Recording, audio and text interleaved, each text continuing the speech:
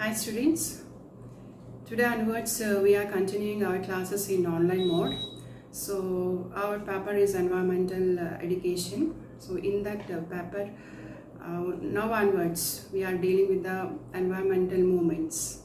So today's topic is one of the environmental movement, that is the Chipko movement. So before that, Chipko, what is the environmental movement? So any socio-political movement, and it's a movement for the conservation or improvement of the state of the environment. We should define as it is a environmental movement. So we are using the term green movement and conservation movement. So these are also alternately we are using as a same. So these movements favor the sustainable development and the management of the natural resources. So this movement can apply in a various public policies to protect the environment from the different dangers. So these major concerns of the movements are, we know that one is ecology and human rights and awareness and protection of future consequences, etc. So most of these environmental movements are highly organized and industrialized also. So these environmental movements are started by the local bodies. So that brought a global impact as a whole. So it started from the local bodies to the global world. So that is the impact of the environmental movements. So now we have in our paper, one is a Chipko movement, and later on three more in our paper. Today we are going to see what is meant by Chipko movement. So before that I will go through this PowerPoint presentation. So what is the Chipko movement? So it is started in the northern Himalayan segment of Uttar Pradesh, the area that is well known as Uttarakhand. So the word Chipko refers to this, that is a meaning of Chipko is to stick or to hug. So the name of the movement comes from the word meaning embrace. So where the villagers hug these trees and saving them by interposing their bodies before them, the contractors access. So Chipko movement actually ekkada start ayindi ante Himalaya పర్వతాల్లో ఉన్నటువంటి ఉత్తరాఖండ్ ప్రాంతంలో జరిగింది. So ఇది ఎక్కువ villages అందరూ కూడా ఆ ట్రీస్ని hug చేసుకోవడం ద్వారా ఒక ఉద్యమాన్ని లేవనెత్తారనమాట. సో చిప్కో అంటే ఆలింగనం చేసుకోవడం, లేదంటే చెట్లను కౌగలించుకోవడం ద్వారా వాటిని రక్షించుకోవచ్చు అన్న భావన వాళ్ళలో ఏర్పడింది. సో అలా కౌగలించుకోవడం ద్వారా కాంట్రాక్టర్ల గొడ్డల నుంచి ఆ దెబ్బ నుంచి చెట్లని రక్షించుకున్న వాళ్ళం అవుతాము అన్నది వాళ్ళ యొక్క ఒపీనియన్ అనమాట. So what is the Chipko movement? why it is became as a Chipko movement, and it is very popular in the worldwide. So this became very popular Chipko movement. Chipko movement is a grassroots level movement. యాక్చువల్గా ఇది ఎక్కడ start అయిందంటే ఉద్యమం ఉత్తరప్రదేశ్లో ఉన్నటువంటి ఉత్తర హిమాలయాల విభాగంలో ప్రారంభమైందనమాట. ఉత్తరాఖండ్ భాగం నుంచి ప్రారంభమైంది. ఇది ఒక గ్రాస్ రూట్ ఉద్యమం అని చెప్పచ్చు. And it needs it's responses, అంటే మనిషి యొక్క అవసరాలకు అనుగుణంగా ప్రతిబింబించే ఒక ఉద్యమంగా మనం చెప్పచ్చు అనమాట. So which started the response the needs of the rate of heavy depletion of the forest was result the people of Uttarakhand. Uttarakhand యొక్క గ్రామస్తులు వారి యొక్క అవసరాలకు తీరే విధంగా వాళ్ళు ప్రతిబింబించారనమాట. ఉద్యమం చేయడం ద్వారా వాళ్ళ యొక్క జీవనాన్ని మనుగడకు వీలుగా వాళ్ళు ఉద్యమాన్ని లేవనెత్తారు. So the rate of heavy depletion of the forest was resulting in the destruction, making the Himalayan mountain range barren. So moreover, the construction of the dams, factories and roads are already led the deforestation. So ఎక్కువగా అడవిని ఉపయోగించుకోవడం ద్వారా అడవి నిర్మూలన చేసిన వాళ్ళం అవుతున్నాం కాబట్టి హిమాలయ ప్రాంతం కూడా ఒక వీరభూమిగా తయారవుతుంది. సో ఉత్తరాఖండ్లో ఉన్నటువంటి ప్రజలందరూ కూడా దానికి తగిన విధంగా వారి యొక్క ఆలోచన పరిధిని విస్తృతపరిచారనమాట. So what is happened in the moment? Most of the leaders, like a Chipko movement, were village women participated in the village women's and men's also to save their means of substances and their communities. So Sundarlal Bahuguna, one of the renowned Gandhiyavadi, with a group of volunteers and women started this non-violent protest by the clinging trees to save them from the fellings. So most of the leaders of the Chipko movements are మన చిప్కో ఉద్యమాన్ని ప్రారంభించిన వాళ్ళు ఎవరంటే గ్రామంలో ఉన్నటువంటి మహిళలు, పురుషులు, అదేవిధంగా గాంధేయవాది అయినటువంటి సుందర్లాల్ బహుగుణ కూడా దీనిని అందరూ కలిపి దీనిని ఉద్యమాన్ని స్టార్ట్ చేయడం జరిగింది. అది కూడా అహింసా పద్ధతిలోని ఉద్యమాన్ని మొదలుపెట్టడం జరిగింది. So this gave the start to the Chipko movement. The main objective of this movement was to ensure an ecological balance and survival of the tribal people whose economic activities revolved around these forests. His appeals to Mr. Gandhi resulted in the green felling ban. So ఈ ఉద్యమము start చేసిన తర్వాత what is the objective of this movement? ఈ ఉద్యమం యొక్క ముఖ్య ఉద్దేశం, ముఖ్య లక్ష్యము ఏంటి అనేది ఇక్కడ చెప్పడం జరిగిందనమాట. సో ఇది పర్యావరణ సమతుల్యత మరియు గిరిజనుల యొక్క ప్రజల మనుగడ గురించి ఏర్పాటు చేయడం జరిగిందే తప్ప వేరే ఒక ఉద్దేశం లేదు. సో ఇది ఎక్కువగా అడవి ఎక్కువగా ఎకనామిక్ యాక్టివిటీస్ జరుగుతూ ఉన్నాయి. నిత్యావసర వస్తువులన్నింటినీ కూడా సేకరించడం జరుగుతుంది ఈ అడవిలో. సో ఇది పర్యావరణ సమతుల్యతని ఏర్పాటు చేసే విధంగా ఉంది కాబట్టి అడవి అనేది అందరికీ ఉపయోగపడుతుంది కాబట్టి దానిని నిర్మూలనకు గురి కాకుండా చూసుకునే బాధ్యత అక్కడ ఉన్నటువంటిది ప్రజలకు మరియు గ్రామస్తులకి ఎక్కువ బాధ్యత అనేది. They feel they responsible for this more living purpose. So that is a main objective of the Chipko. So 5,000 kilometer trans-Himalayan foot march in the year 1981 to 83. It was very crucial in the spreading of the Chipko message. So akkada em jarigindi, foot march start చేయడం జరిగింది in the year 1981-83 మీద పాదయాత్ర అనేది చేయడం ద్వారా ఈ చిప్కో ఉద్యమాన్ని ఒక మెసేజ్ని వరల్డ్ వైడ్గా వాళ్ళు ట్రాన్స్ఫర్ చేయడం జరిగిందనమాట. So they coined some slogans like Chipko slogans. Ecology is a permanent economy అంటే ఏంటి? ఇక్కడ ఎకాలజీ అనేది ఆర్థిక వ్యవస్థ, ఎకానమీ అనేది శాశ్వతమైన ఆర్థిక వ్యవస్థ. సో దానిని నిర్మూలించడం మంచిది కాదు అనేది సుందర్లాల్ బహుగుణ ఇచ్చినటువంటి నినాదం అనమాట. So Chandi Prasad Bhatt one of the earliest Chipko activist అనమాట. ఈయన fostered local industries based on the conservation and sustainable use of the forest wealth for the local benefits. So ఈ ఫారెస్ట్ యొక్క లోకల్ బెనిఫిట్స్ అనేవి గ్రామస్తులు ఎక్కువగా తీసుకునే బాధ్యత ఎక్కువగా ఉంది. అంటే ధోమ్ సింగ్ నేగి అండ్ బచ్పన్ దేవి అండ్ వీళ్ళిద్దరూ మరియు విలేజ్ ఉమెన్స్ అందరూ కలిపి కూడా ట్రీస్ని హక్ చేసుకోవడం ద్వారా వాటిని సంరక్షించవచ్చు అనే పద్ధతిని వాళ్ళు కనుక్కోవడం జరిగింది. దానిని మనం చిప్కో ఉద్యమం అని అంటున్నాం. సో ఏంటి ఆ కాయిన్ స్లోగన్స్ ఏంటి? స్లోగన్స్ ఎక్కువగా చెప్పిన వ్యక్తి ఎవరు అంటే ఘనశ్యామ్ రాఠోరి. సో ఎవరు ఈ ఘనశ్యామ్ రాఠోరి అనేది వ్యక్తి ఎవరు? సో ఈయన మనం చెప్పాలి అంటే Chipko poet and whose songs echo throughout the Himalayas of the Uttar Pradesh and Hindu Tekkar. He is a doctor of philosophy whose spiritual discourses throughout India.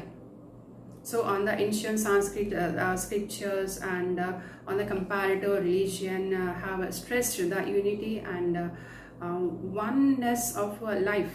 Put the Chipko movement in this context, and there are other prominent leaders of the movement. So Ghanshyam Rathori అనే తత్వశాస్త్ర వైద్యుడు అక్కడ ఉన్నటువంటి హిమాలయాల అంతటా కూడా ఈయన ఎక్కువగా పోయట్స్ అని చెప్తూ ఉండడం జరిగిందనమాట. ఎక్కువ ఆధ్యాత్మికపరమైన ఉపన్యాసాలు ఇవ్వడం, అలాగే చిప్కో యొక్క లక్ష్యాన్ని, ఉద్దేశాన్ని చాటి చెప్పడం మొదలైనవన్నీ కార్యక్రమాలన్నింటినీ కూడా ఈయన ఘనశ్యామ్ రాఠూరి అనే వ్యక్తి చేయడం జరిగింది. సో ఏంటి, కొన్ని స్లోగన్స్ ఇచ్చారు. ఘనశ్యామ్ రాఠూరి అనే వ్యక్తి కూడా స్లోగన్స్ ఇవ్వడం జరిగింది. ఎక్కువ చెప్పాలి అంటే పద్య రూపంలో రాశారు. ఒక పద్యాన్ని మీకు చెప్తున్నాను. కౌగలించుకో చెట్లని, పడిపోకుండా వాటిని, కొండలలోని సంపద రానివ్వకు వాటికి ఆపద. సో ఇలాంటి పోయట్స్ అని కూడా ఒక మెసేజ్ రూపంలోను, ఒక సెమినార్ రూపంలోను కూడా ఆయన ఆ హిమాలయ రీజియన్ అంతటిని కూడా కవర్ చేస్తూ ఆయన యొక్క స్లోగన్స్ అన్నీ కూడా ఈ యొక్క ఉద్యమం మీద చెప్పడం జరిగింది. Next, what is the first Chipko action movement? ఎక్కడ స్టార్ట్ చేయడం జరిగింది Chipko action movement? So first Chipko action movement takes place spontaneously in April 1973. April 1973 in the village of Mandal in the upper Alaknanda valley, and over the next 5 years it is spread to many districts of the Himalayas in Uttar Pradesh.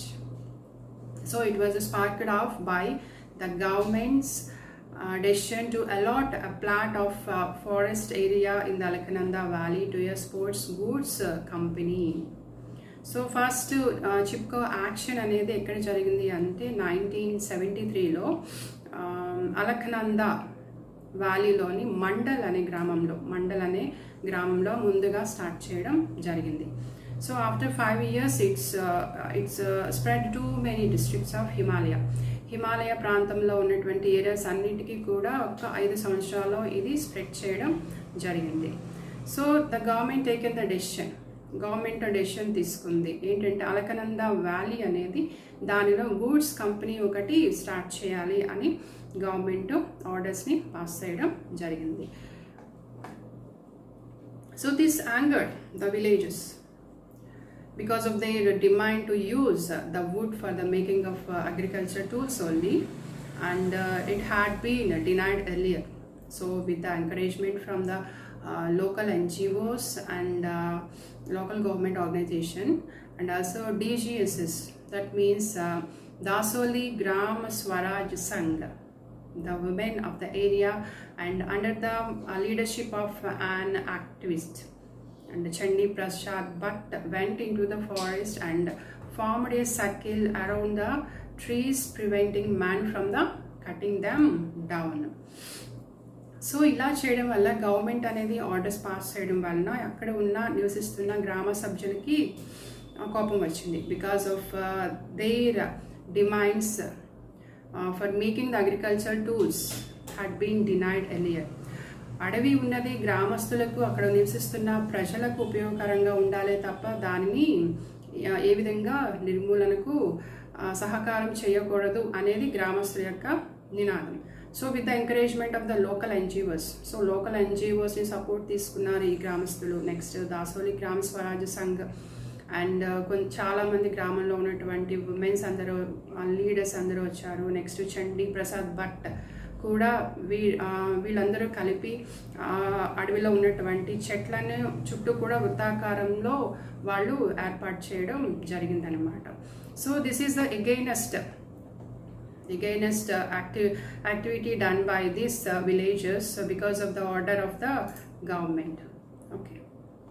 Next, the Uttarakhand region, very highly remote area,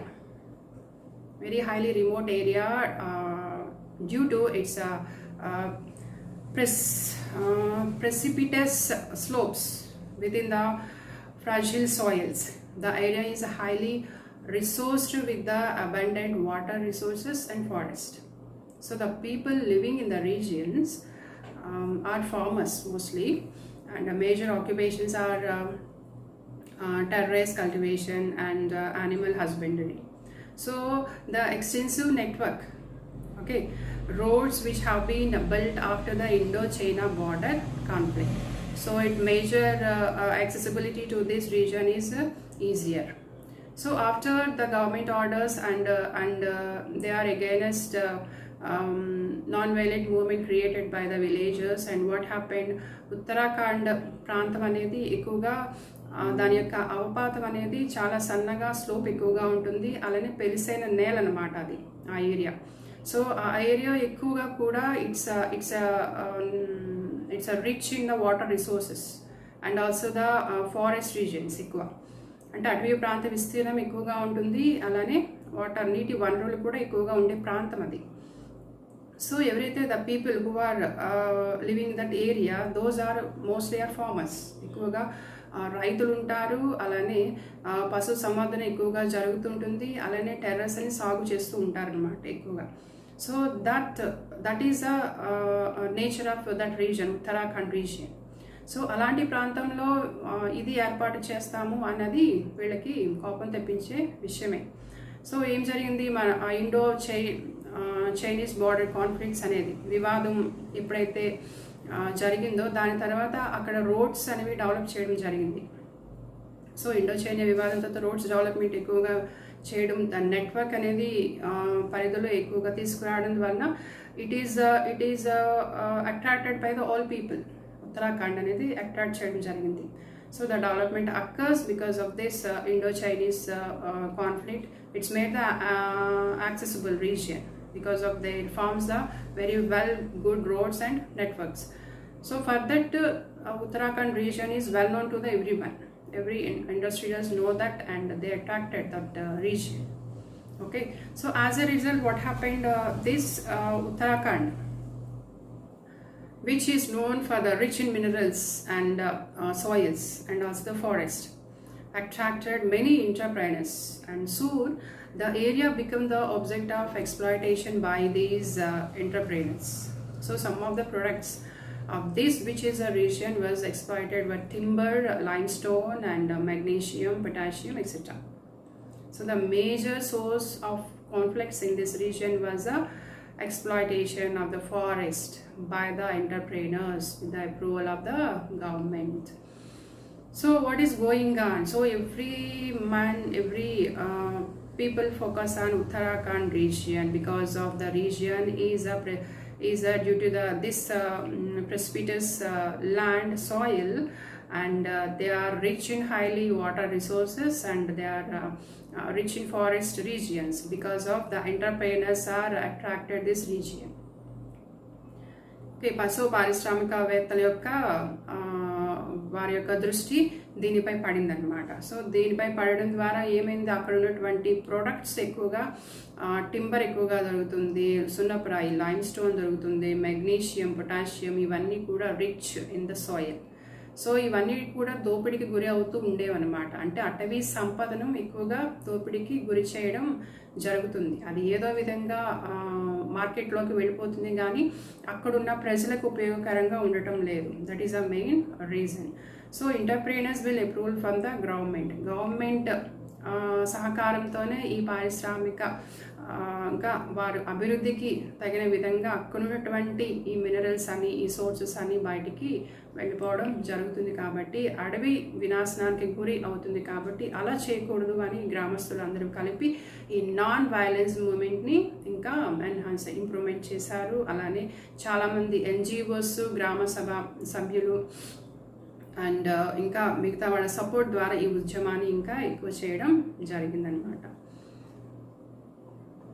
Next, what is the reason for such conflicts? Was that villagers were earlier denied the use of forest, so the streamline policies didn't allow the local agriculturists and herders that cut off the trees, fuel, wood for the fodder and certain purposes.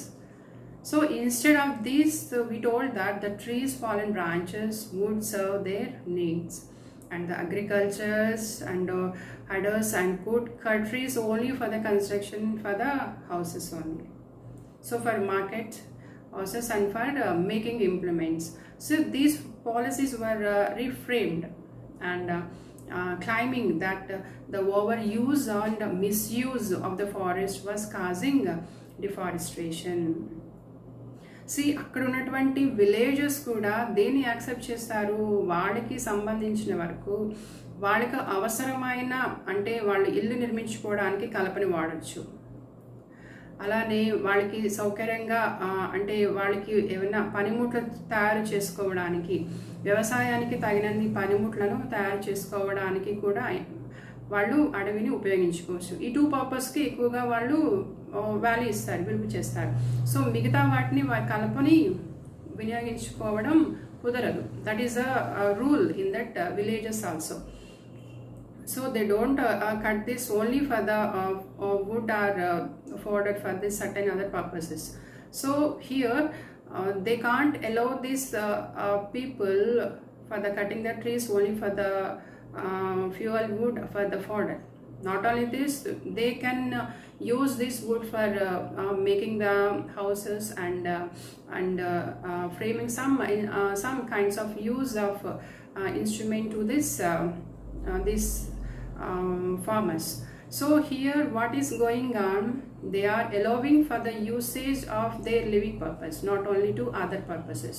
So వినాశనానికి గురి అవుతుంది, deforestation ఎక్కువగా ఉంటుంది. కాబట్టి మనం కొంతవరకు ఉపయోగకరంగానే ఉపయోగించుకోవాలి అన్న పద్ధతిలోనే ఆ గ్రామ సభ్యులు, మిగతా NGOs అందరూ కూడా కలిసి సపోర్టివ్గా నిలబడడం జరిగింది.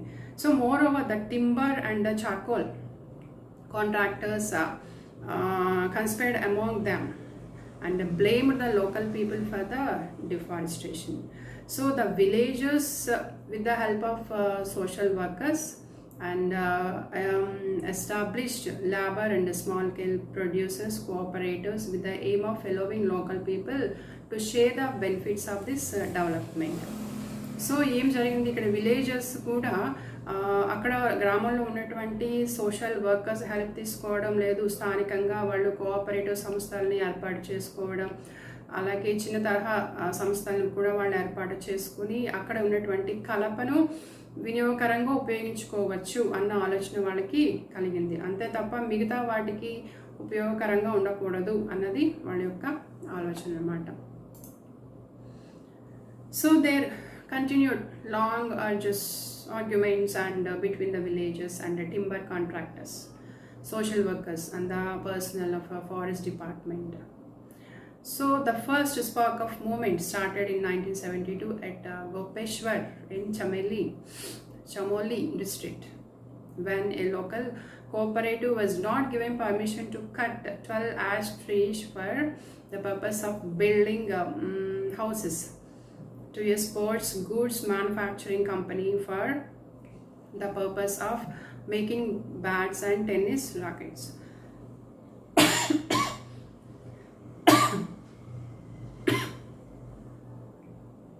So what is going on here?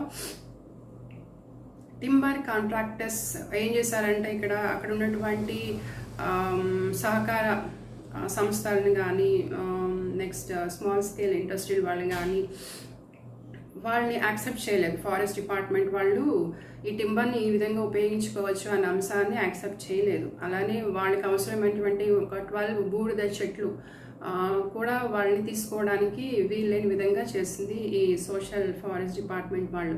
So ఆ టైంలోనే ఫస్ట్ యాక్షన్ కూడా స్టార్ట్ చేయడం జరిగింది ఉద్యమాన్ని. ఇంకా మొట్టమొదటిగా 1972లో గోపేశ్వర్ చమేలి డిస్ట్రిక్ట్లో ఈ ఉద్యమాన్ని ఫస్ట్ స్పార్కిల్ మూమెంట్గా వాళ్ళు స్టార్ట్ చేయడం జరిగింది. ఎందుకు అంటే వాళ్ళ అవసరాలు తీరే విధంగా వాళ్ళ సహకార సంఘాలని ఉపయోగించుకుంటూ కలపను ఉపయోగించుకోవడం ద్వారా వాళ్ళ జీవన విధానం వాళ్ళని ఏర్పాటు చేసుకోవడం జరిగింది. కానీ అది ఫారెస్ట్ డిపార్ట్మెంట్ వాళ్ళు యాక్సెప్ట్ చేయలేదు కదా. గవర్నమెంట్ ఇచ్చినటువంటి ఆర్డర్స్ని వాళ్ళు ఫాలో అవ్వడం జరిగింది. అక్కడ ఒక స్పోర్ట్స్ గూడ్స్ మ్యానుఫ్యాక్చరింగ్ కంపెనీని స్టార్ట్ చేయాలని గవర్నమెంట్ ఇచ్చిన ఆర్డర్స్తోనే ఫారెస్ట్ డిపార్ట్మెంట్ వాళ్ళు కూడా ఆ రీతిలోనే వెళ్తున్నారు. కాబట్టి అక్కడ ఫస్ట్ మూమెంట్ అనేది 1972లో చమోలి డిస్ట్రిక్ట్లో మళ్ళీ స్టార్ట్ చేయడం జరిగిందనమాట.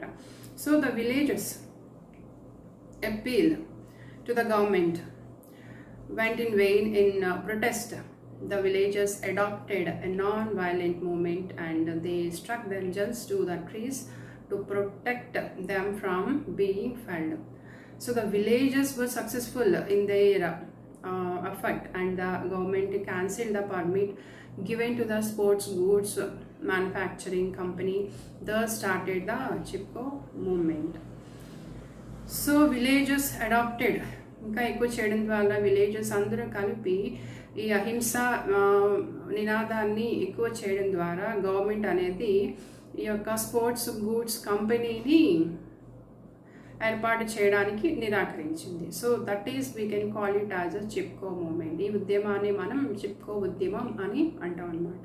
సో ఫైనల్గా గ్రామస్తులందరూ కూడా ఈ ఉద్యమానికి నాంది పలికారు. గ్రామస్తులే కాదు, గ్రామంలో ఉన్నటువంటి ముఖ్యంగా మహిళా సంఘాలు, ఎన్జిఓస్, నెక్స్ట్ గ్రామంలో ఉన్నటువంటి సహకార సంఘాలు, ఇవన్నీ కలిపి ఈ ఉద్యమాన్ని మొదలుపెట్టడం జరిగింది. అండ్ ఫైనల్గా గవర్నమెంట్ ఇచ్చిన ఆర్డర్స్ని కూడా వాళ్ళు వెనక్కి తీసుకోవడం జరిగిందనమాట. సో స్పోర్ట్స్ గూడ్స్ కంపెనీ అనేది అక్కడ ఏర్పాటు చేయటం లేదు. So such other incidents have become very successful and the movement soon spread to the other areas. So Chipko activist formed into the groups and campaigned from village to village and informed people about the purpose of the improvement of the movement. That's importance of the movement. So the movement has been diversified its activities. So it is now collecting funds to take research on the issues forest, soil and water conservations. So ఫైనల్గా ఏం జరిగింది, ఈ moment అనేది చాలా ఏరియాస్కి spread చేయడం జరిగిందనమాట. ఈ చిప్కో యాక్టివిస్టులు అందరూ కూడా ఈ గ్రూప్స్గా ఫామ్ అయ్యి ఈ క్యాంపెయినింగ్ అనేది నిర్వహించి దీని యొక్క ఉద్యమం యొక్క గొప్పతనం, ఉద్యమం ఎలా స్టార్ట్ చేశాము అనేసి ఒక మెసేజ్ రూపంలో వాళ్ళు స్ప్రెడ్ చేయడం జరిగింది. అక్కడ ఉన్నటువంటి రీసెర్చ్ ఇష్యూస్, ఫారెస్ట్కి సంబంధించిన రీసెర్చ్ కూడా డెవలప్ చేయడం జరిగిందనమాట. సో దానికి కావాల్సిన ఫండింగ్ని కూడా వీళ్ళు కలెక్ట్ చేయడం కూడా జరిగింది ఆ టైంలో. So the Chipko protest in the Uttar Pradesh achieved a major victory in 1980. 15 years banned and the green felling in the Himalayan forest for the state by the order of the Mrs. Indira Gandhi, then the Prime Minister in the former Prime Minister of India. Since then the movement has spread in many states in the country. So what's going on after this protest? Non-violence protects అనేది జరిగింది కాబట్టి ఉత్తరప్రదేశ్లో ఈ activity అనేది ఉత్తరప్రదేశ్లోనే కాదు మిగతా states కూడా ఇది స్ప్రెడ్ చేయడం ద్వారా అప్పుడు ఉన్నటువంటి మాజీ ప్రధానమంత్రి అయినటువంటి ఇందిరా గాంధీ గారు ఒక 15 years బ్యాన్ చేయడం జరిగిందనమాట. 15 years బ్యాన్ని ఇక్కడ నిర్వహించడం జరిగిందనమాట.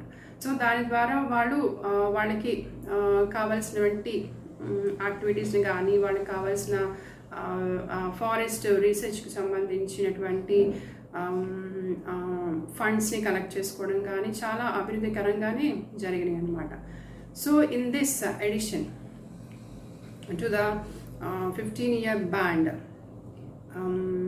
ban is Uttar Pradesh, and felling these Western Ghats and Vindhyas has been stopped.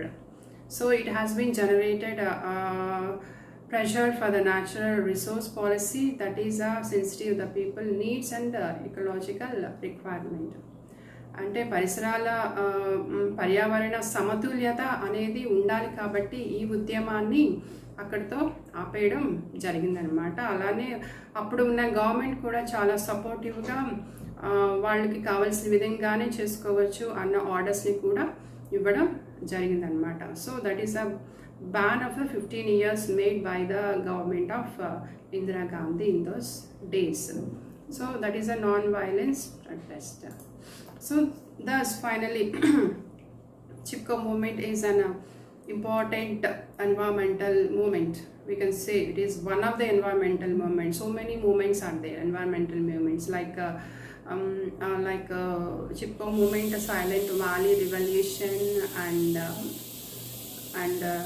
Narmada Bachao, and Orissa Ghat movement one is there, Balipar So these are the major environmental movements which happens in the past historical times. So which gained a considerable popularity by the success by the adopting Gandhi a non-violent method.